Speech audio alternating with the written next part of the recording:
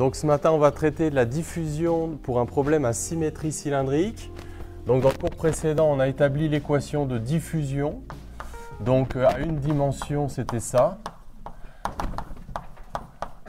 Et donc on avait admis la généralisation à 3 dimensions en disant qu'on va remplacer ce terme-là, donc la dérivée seconde de la densité particulière de molécules diffusantes par le Laplacien. Donc l'équation générale de la diffusion en 3 dimensions, c'est ça. Alors dans le cadre du programme, c'est ce qu'il faut que vous sachiez. Et vous avez le droit donc d'utiliser directement cette équation de diffusion dans une géométrie quelconque, à condition qu'on vous donne le Laplacien. Alors on va expliquer ce que c'est qu'un problème en 3D à symétrie cylindrique. Donc vous pouvez imaginer que vous avez un cylindre intérieur, c'est un diffuseur de molécules diffusantes. Donc pourquoi pas un diffuseur de parfum qui émettrait, vous voyez, il y a des petits trous comme ça partout sur ce cylindre. Et donc il émet comme ça des molécules diffusantes dans tout l'espace. Voilà. Donc ce qui veut dire qu'en coordonnées cylindriques, la densité de particules ne dépend que de R et de T. Alors je vous rappelle un petit peu les coordonnées cylindriques. Donc vous prenez un point M dans l'espace, vous le projetez orthogonalement sur l'axe Z, et donc le vecteur ER, c'est le vecteur radial au sens des coordonnées cylindriques. Le vecteur Eθ, il est dans le plan horizontal, donc et le vecteur EZ, il est vertical. Et donc un problème à symétrie cylindrique, c'est de dire que la densité particulière ne dépend que de R et de T. On peut faire une vue de dessus éventuellement, donc pour voir cette situation. Donc ça signifie que en fait, les molécules diffusantes, voilà, elles diffusent radialement, mais radialement au sens des coordonnées cylindriques. Donc le vecteur J, le vecteur courant de particules, voilà l'hypothèse, il sera de la forme J de R et de T, vecteur ER. Donc il est radial lui aussi. Alors le but de ce paragraphe, c'est d'établir l'équation de diffusion donc, en coordonnées cylindriques par 2 méthodes. Donc la première méthode, en fait, on n'aura pratiquement rien à faire, c'est-à-dire que tout ce qu'on va faire, c'est prendre la relation qui est là. Donc première méthode, on utilise directement la généralisation en 3 dimensions de l'équation de diffusion qu'on a vue à une dimension. Donc c'est comme ça que le programme le dit. Donc il faut avoir un formulaire. Alors je vous rappelle que le Laplacien, vous ne pouvez pas l'inventer en essayant de fabriquer comme en cartésien avec l'opérateur Nabla, ça ne fonctionnera pas. Il faut qu'on vous donne l'expression du Laplacien, et je vous la donne. Donc 1 sur R, D sur DR, de R, dN sur dR. Voilà l'expression du Laplacien. Attention, si n ne dépend ni de θ ni de z, pour une fonction qui ne dépend que de R. Donc ça, on doit vous le donner, je ne vous encourage pas à l'apprendre par cœur. Et donc est égal à dN sur dt. Donc voilà l'équation de diffusion vérifiée par n. Donc ça, c'est une méthode un peu bazooka. Donc elle consiste simplement à généraliser l'équation de diffusion à une dimension et à parachuter le Laplacien. Alors ce n'est pas très physique comme méthode. Nous, on va faire mieux que ça.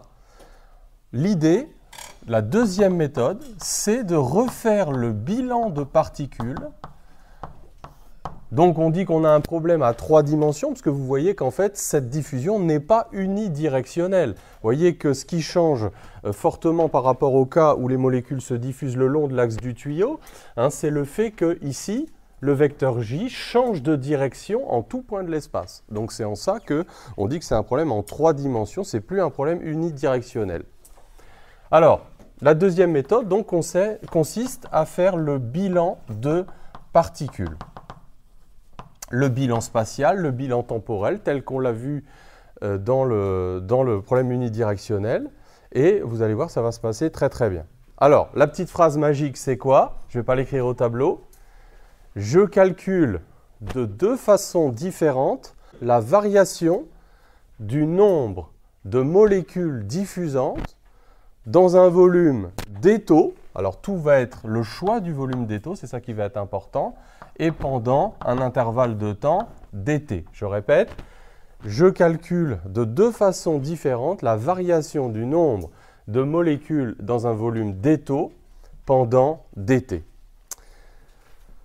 Il faut savoir choisir le volume d'étau. Et vous allez voir que ce découpage qu'on va faire, c'est un découpage en cylindrique. On va le retrouver en électrostatique, on va le retrouver en diffusion thermique. Il est vraiment très très important. Dès que vous avez un problème à symétrie cylindrique, ce sera toujours le même. En fait, on va travailler, vous voyez, comme n dépend de r. Quand n dépendait de x et de t, qu'est-ce qu'on a fait comme découpage?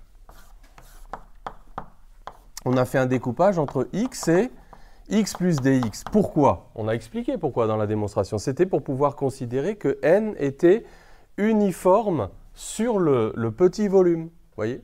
Donc là, n dépend de r et de t. L'idée est la même. Il faut que n puisse être considéré comme uniforme sur le petit volume élémentaire sur lequel on va travailler. Alors quel est le volume sur lequel n de r et de t? Il faut travailler à r constant à dr près. Et qu'est-ce que c'est r constant à dr près? C'est entre r et r plus dr. Donc c'est entre le cylindre de rayon petit r et le cylindre de rayon petit r plus dr. Donc ça c'était le cylindre de rayon R1 qui émettait les molécules diffusantes. Mais nous on se place donc entre r et r plus dr. Donc ça, dans des énoncés sympas, on va vous le dire, mais la plupart du temps, on ne va pas vous le dire, on va, surtout à l'oral, on va attendre de voir si vous prenez l'initiative de bien choisir le volume élémentaire, donc entre R et R plus dr, et on va travailler bien sûr sur une certaine hauteur H. Donc j'ai envie de refaire un dessin. Donc le dessin, vous avez le cylindre intérieur, donc le cylindre intérieur qui émet les molécules radialement. Voilà, le cylindre de rayon R1. Et puis, donc, nous, on va en fait travailler. Vous voyez, il faut avoir un tout petit peu de vision en 3 dimensions, mais ça va être toujours la même chose. Donc, entre R et R plus dr. Donc, vous voyez un petit peu ce découpage? Très simple. Alors, c'est maintenant dans ce volume qu'on va faire le bilan de particules. Le bilan spatial, le bilan temporel. Est-ce que vous vous souvenez un petit peu du principe? Donc, bilan temporel. Qu'est-ce qu'on fait? On travaille entre t et t plus dt. Donc, on fait un simple comptage. On calcule le nombre de molécules diffusantes que l'on a dans ce volume d'étau à l'instant t. Donc, qu'est-ce qu'il suffit de faire? Il faut prendre la densité volumique, donc n de r à l'instant t, parce qu'on travaille à l'instant t, et on multiplie par le volume d'étau. Alors, pour calculer le volume d'étau, on ne va pas faire de calcul compliqué. Regardez bien. Vous emmenez votre paire de ciseaux. Vous découpez le volume d'étau et vous l'étalez. Alors, qu'est-ce que ça va vous donner? Ça va vous donner, quand vous l'étalez, vous voyez, vous imaginez, ça va vous donner un volume compris entre comme ça 2 plans, parce que vous travaillez entre R et R plus dr. Donc, quelles vont être les dimensions de ce truc-là quand vous découpez? Vous travaillez donc, donc le périmètre ici, ça va être 2pi petit r. On va travailler sur une hauteur h. Donc, ça va faire 2pi r fois h. Donc, ça sont les deux dimensions, longueur, largeur, sur l'épaisseur dr. Donc, le volume d'étau, donc ça, il faudra savoir hein, le faire simplement, rapidement. Pas besoin d'intégrale double ou d'intégrale triple pour calculer ce volume élémentaire. C'est 2pi r fois h fois dr. Bien sûr, on pourrait prendre les coordonnées cylindriques, vous voyez, et prendre les produits des déplacements élémentaires et intégrer sur θ et sur z, mais ce n'est même pas la peine. Moi, je vous encourage à faire ça, toujours avec votre paire de ciseaux en poche. Donc, 2pi r h dr. Donc ça, c'est le nombre de molécules diffusantes que l'on a entre R et R plus dr à l'instant t. 2pi RH dr. Ça va, il y a des questions sur ce volume? Tout le monde saura le retrouver? Alors, maintenant, on va compter le nombre de molécules à l'instant t plus dt. Toujours dans ce même volume. Donc, c'est un comptage. C'est exactement la même chose, sauf que la densité particulière, maintenant, on les compte à l'instant t plus dt. Donc, on multiplie toujours par le volume d'étau, qui n'a pas changé, évidemment. Vérifiez toujours quand vous donnez des volumes ou des surfaces que les grandeurs que vous donnez sont bien homogènes à des volumes ou à des surfaces. Vous voyez, là, j'ai bien un produit de 3 distances, donc c'est bien un volume. Ça, c'est tout bête, mais ça peut vous éviter des erreurs, parce que des fois, hein, on dit c'est un volume, mais en fait, c'est homogène à une surface, ou on donne une surface, c'est homogène. Alors, ça, c'était le bilan temporel. Donc si je veux avoir la variation du nombre de molécules diffusantes entre R et R plus dr pendant dt, eh bien je soustrais ces deux grandeurs. Donc qu'est-ce qui va se passer quand je vais soustraire? Je vais pouvoir mettre le volume d taux en facteur. Je vais avoir n en R en t plus dt moins n en R en t. Je vais tout de suite faire apparaître par le développement de Taylor la dérivée partielle de n par rapport au temps. Donc dn sur dt rt. J'oublie pas de multiplier par dt. Bon, je sais que si j'oublie, tout à la fin, j'aurai encore un moyen de me raccrocher aux branches. Donc 2pi RH dr. Donc voilà la première expression tirée du bilan temporel de cette variation. Souvenez-vous avec ma petite analogie, on comptait les élèves à un moment, à l'autre, et puis on fait la soustraction. Donc c'est exactement la même chose. C'est ce qu'on a fait aussi entre x et x plus dx. Donc ça c'est le bilan temporel. Alors maintenant, comment calculer par le bilan spatial cette variation d'une autre manière? La question qu'il faut se poser, c'est pourquoi ce nombre de molécules diffusantes contenues entre R et R plus dr a-t-il varié pendant l'intervalle de temps dt? S'il a varié, on va voir que dans le cas général, on n'est pas en régime permanent. Regardez cette équation, elle n'est pas écrite en régime permanent. La densité pourrait très bien dépendre du temps. Alors pourquoi est-ce que ça a varié? Eh bien c'est parce que il est peut-être rentré plus de molécules en petit r qu'il n'en est sorti en R plus dr, ou l'inverse. Peut-être qu'il en est sorti plus en R plus dr qu'il n'en est entré en petit r. Donc c'est une histoire de flux. Vous vous souvenez la définition du flux? Donc le flux c'est quoi? Donc d2n, on va dire que c'est dn entrant en R pendant dt, moins dn sortant en R plus dr pendant dt. Alors, on aura donc le flux entrant en R, et on peut mettre même à l'instant t, parce qu'en toute rigueur, quand on n'est pas en régime permanent, le flux dépend de R et de t, moins le flux sortant en R plus dr à l'instant t fois dt. Alors c'est peut-être juste le calcul de ce flux qui est un petit peu délicat, donc on va regarder. C'est en fait le flux du vecteur J. Donc le flux du vecteur J, c'était quoi? C'est l'intégrale de J en R et en T fois ds, donc moins le flux du vecteur J en R plus dr fois ds. Alors, à chaque fois que vous verrez ces intégrales, ces flux, très simplement, dites-vous que si vous avez bien choisi la surface, ce flux, ça va simplement être le produit de la mesure algébrique de J sur le vecteur ER fois la surface. Alors pourquoi? Regardez, parce que comment est le vecteur ds? Si vous avez un petit peu du mal à voir en 3D, regardez comment est le vecteur ds. Le vecteur ds, en fait, il est radial, c'est-à-dire qu'il est dirigé en un point de la surface de rayon petit r, il est dirigé comme ça, il est parallèle au vecteur ER. Donc en fait, ces deux vecteurs sont collinéaires. Donc pour écrire ce produit scalaire, attention, effectuez le produit scalaire avant de sortir J de l'intégrale. Ça n'a pas de sens de sortir J avec sa flèche, parce que J, la direction de J change quand vous faites le tour. Donc ça, c'est une erreur à ne pas commettre. Effectuez le produit scalaire de J fois ds avant de sortir J. Donc ça va faire, allez, je le fais, J de R et de T fois ds. Et là, je vois que J est uniforme sur la surface latérale. Vous voyez cette surface latérale, ce que c'est? Donc c'est voilà, c'est en chaque point le vecteur ds. Voilà, c'est ça la surface latérale du cylindre. Là, je ne suis plus en train de raisonner sur un volume, mais je suis en train de raisonner sur la surface latérale du cylindre de rayon petit r et de hauteur h. Et puis j'ai la même chose en R plus dr. Donc j'ai compté positivement ce qui est entrant et négativement ce qui est sortant.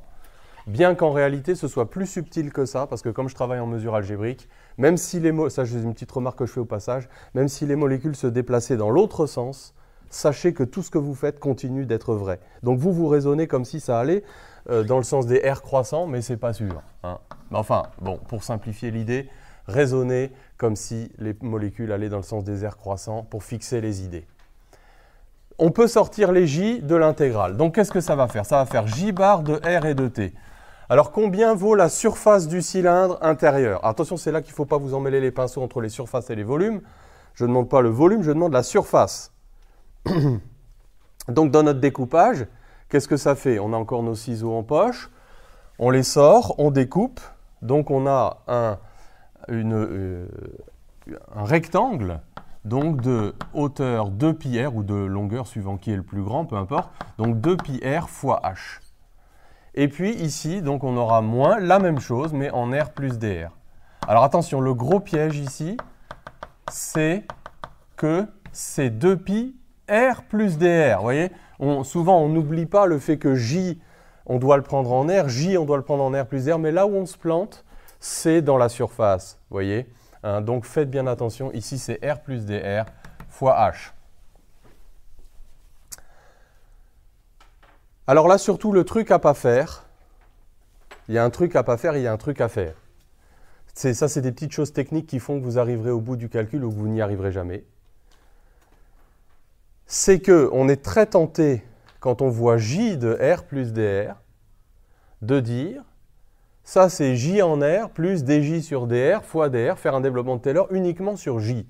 Mais c'est oublier ici qu'on a aussi r plus dr à l'extérieur. Alors j'ai une petite expression qui dit rester groupir, ça veut dire en fait ne considérez pas indépendamment j et r, mais considérez la fonction qui est le produit r fois j. Parce que regardez, si vous considérez la fonction qui est r fois j, vous avez sa valeur en r moins sa valeur en r plus dr. Si vous ne faites pas ça, je vous dis par expérience, jamais vous allez vous en sortir. Donc il faut connaître cette technique qui est de garder compact comme ça les dérivés. Donc sinon vous ne vous en sortirez pas. Donc ça fait 2πh, donc le moins je le mets devant, d sur dr du produit rj bar de r et de t. Donc vous voyez, vous considérez globalement, si vous avez besoin, vous lui donnez un nom. Vous l'appelez f de r, r fois j, et donc c'est la valeur de cette fonction. Qu'est-ce que j'ai oublié? J'ai oublié dt partout. C'est pas grave, je m'en aperçois maintenant, vous voyez, c'était fait exprès. dt, j'ai plus de place, dt et dr, parce que j'ai fait la dérivée par rapport à r. Mais vous considérez donc la fonction r fois j de r, c'est ça le point important.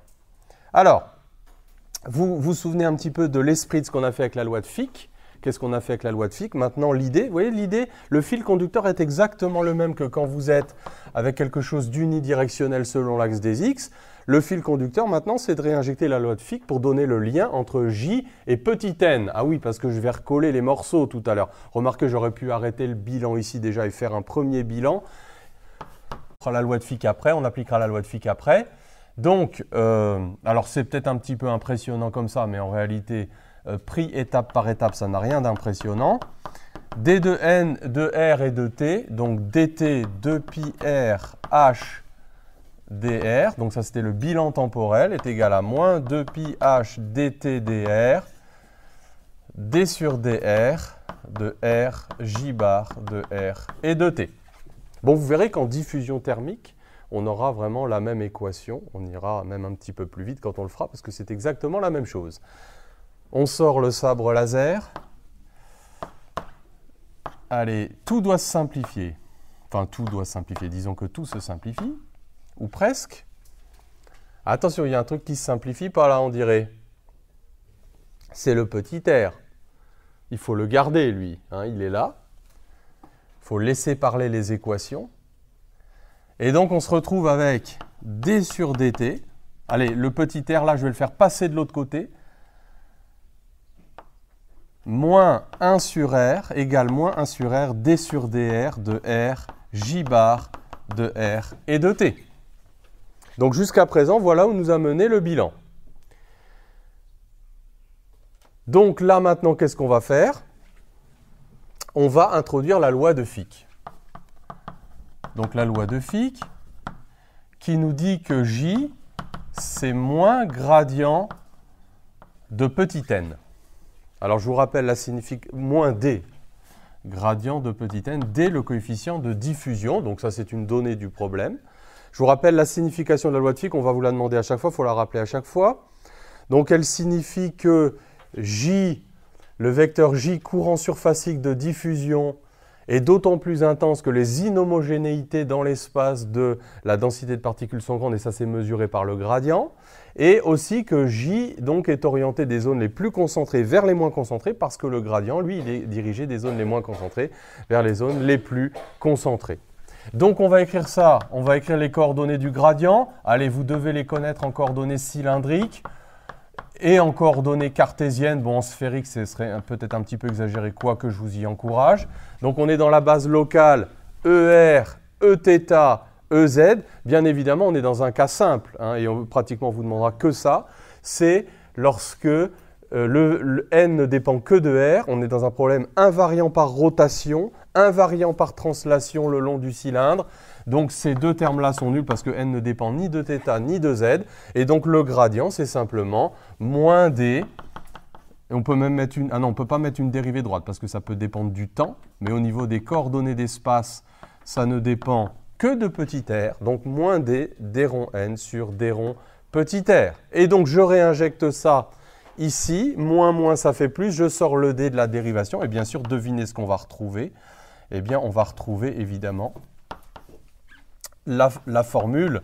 On a redémontré en fait de cette façon-là l'expression du Laplacien. Vous voyez, c'est ça qui est fort. C'est qu'en fait, quand vous faites ce bilan-là, sans qu'on vous ait donné l'expression du Laplacien, regardez ce qu'on avait fait dans la première méthode, on avait dit, ben, avec un formulaire, on va nous donner le Laplacien en coordonnées sphériques. Et bien là, regardez, c'est le raisonnement physique qui nous donne l'expression du Laplacien en coordonnées cylindriques. Donc ça, c'est plutôt assez puissant. Vous voyez que ça sort tout seul du calcul. Ça va pour tout le monde? Bon, ben, je vais arrêter là en ce qui concerne donc l'équation de diffusion pour les coordonnées cylindriques. On verra dans des exercices des exemples de résolution avec des conditions limites. Éventuellement, on rajoutera des termes de production ou de disparition de particules.